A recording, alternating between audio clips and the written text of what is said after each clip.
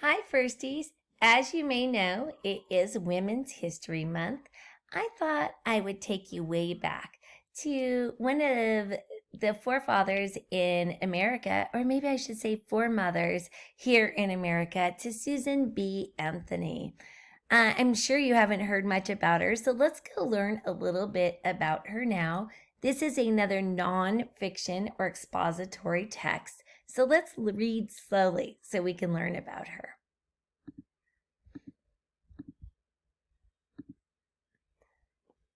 I was born in Massachusetts in 1820. I grew up in a Quaker family. We helped with social problems. And this is the house where she grew up. I worked as a teacher. I worked to end slavery. I was an abolitionist. I also wanted to ban alcohol. What would you ban and why? Well, to ban something means to no longer allow it. Is there something that you think should be banned here in America and why? She thought we should ban alcohol. But it did get illegal for a little while, so she was successful, but it is legal again. Is there something you think should be illegal? I wonder. I wanted to talk to people about banning alcohol, but I was not allowed. Men did not listen to women's ideas. That's interesting. Could you imagine a world where men would not listen to women or their ideas? But that was once true. I met Elizabeth Cady Stanton in 1851. We were at an anti-slavery meeting. We began working together. We shared our ideas with others. Now remember, this is a long time ago. So this is before Abraham Lincoln was president and slavery was still legal, and she was helping to end that. Here's a question she asked you. How do you make friends? She made friends at a meeting. How do you do it? Well, after slavery ended, we worked for women's rights. I wanted women to vote. I wanted women to be allowed to own land. So back then, women were not allowed to vote. Not for president, not for anything, not for office. And we also were not allowed to own land.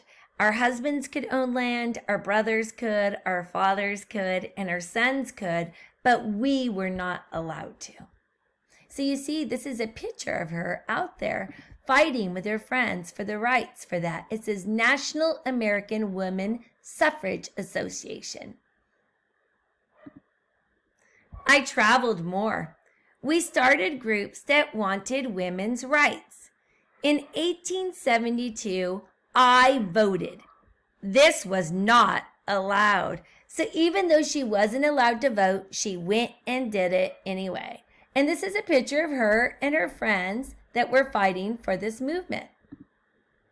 I was arrested for voting. I was told to pay money. I didn't do anything wrong. I never paid. So they arrested her just for casting a vote. Women were not allowed to do this. Doesn't it kind of remind you of the civil rights movement with Rosa Parks being arrested for sitting in the front of the bus? It says, when have you disagreed with a rule? Was there a rule at home or school that you disagreed with, just like she did? Later, I met President Theodore Roosevelt. I got him thinking about supporting women's right to vote. So this is about 100 years ago now. She was trying to get women the right to vote, just a little over 100 years. I died in 1906.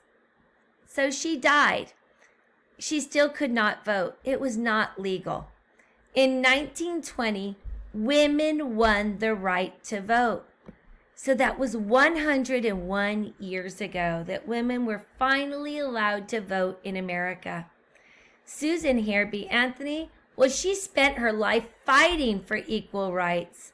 She fought for women, and her dream came true. Unfortunately, it came true after she had died, right? If she died in 1906 and in 1920 they got the right, how much longer was that? 20 minus 6. How many years did it take later for them to get the right to vote? I know, that's 14 years, right? 6, 7, 8, 9, 10, 11, 12, 13, 14, 15, 16. That's 10. 17, 18, 19, 20. So 10 and 4, 14 years after she died. If you could meet her, what would you like to ask her?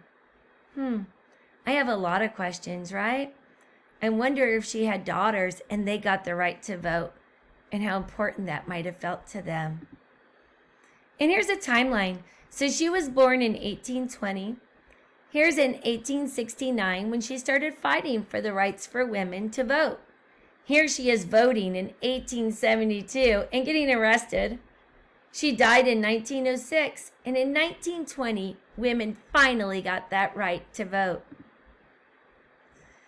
At the end of a lot of nonfiction text, of course, it'll have a glossary. And you can see a glossary will give you some of the words that are tricky. It'll help you pronounce them. Abolitionist.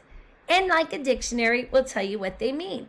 That's someone who worked to end slavery before the Civil War. Alcohol. That's a drink, like beer or wine. Only adults can drink. Arrested. That's stopped by the law. Quaker. That's a member of a Christian group. This group believes in peace and living a simple life. Slavery. That's a system where people own other people. They enslave them. Slavery used to be legal in the United States until 1863. Remember when Abraham Lincoln fought to help end it? Vote. That's to pick a person to lead or a law to follow. Let's go ahead and respond to this text now. Get out your read and respond book. Here's mine.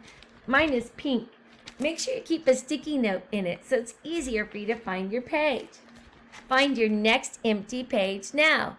If you need to, pause the video while you get yours out. Now, Susan B. Anthony fought very hard for something she believed in, the right for women to vote. I think that's something very important too. And I always fight for women's rights as well, for equality. I want to know why you think it's important for women to have the right to vote and have a voice. So let's start off. I think. That's our belief. It's an opinion, right? So this is opinion writing. When we write something we believe, it doesn't mean it's right or wrong. You can't prove it. It means it's what you believe. So there's no right or wrong answer. So I, capital I, believe. B-E-B-O, leave. B-E-L-I-E-V-E. I believe women, W-O-M-E-N, and that means more than one woman. It has an A, it's a woman. That's one. When we have women, that means more than one. It's a plural, more than one. So I believe women should.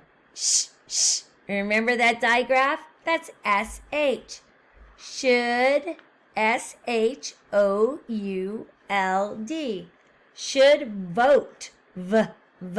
Did you hear the V? Vote. And whenever that long O is there, it can't be just there alone. We have to put the silent E to make the O say his name. I believe women should vote because. B-E-C-A-U-S-E. Read it with me. Because. I believe women should vote because. Why is it important that women's voices are heard? Why do you think it's important? Make sure you finish your sentence. Remember, spelling doesn't count. and draw and color in your picture to share in the morning.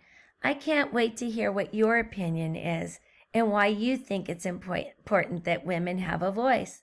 See you tomorrow, firsties. Do your best. Bye.